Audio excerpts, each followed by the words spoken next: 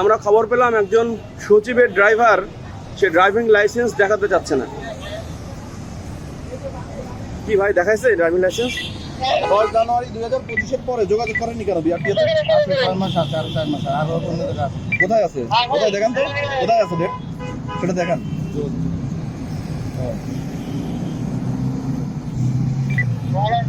আপনাকে একজন সার্জেন্ট এই ড্রাইভিং লাইসেন্সটা কি দেখতে চাইতে পারে কিনা? পারে।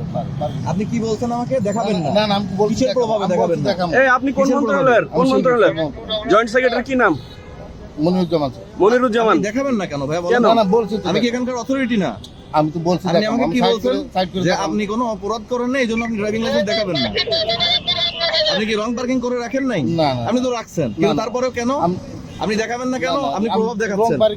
প্রভাব দেখাচ্ছেন। না আপনারাই দেখাচ্ছেন না, আপনি প্রভাব দেখাচ্ছেন কেন? জয়েন্ট সেক্রেটারি এই যে ভাই আপনি কিন্তু মার খাবেন এখন, জানেন? স্যারের গাড়ি, এই জন্য জানেন আপনি আটকায় রাখছেন। প্রথমত আপনি পুলিশকে অসহযোগিতা করছেন। দেখাবেন না মানে কি আপনি পুলিশের চেয়ে পাওয়ারফুল? বলছি দেখাবো। হ্যাঁ? বের হয়ে যেতে পারতেন। আমি আপনাকে বলেছি আপনাকে আপনার সামনে বলতে দেখাবে না? আমি বলছি যে সাইড করে রাখার জন্য। ভুল আপনি হয়ে গেছে রাখবেন মানে না কেন? ভুল হয়ে গেছে। আপনার সেক্রেটারিকে এখানে ডাকাবো, আপনি চিনেন?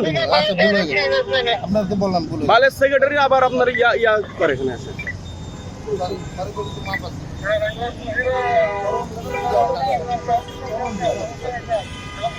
উনি কি দেখাইছে ভাই?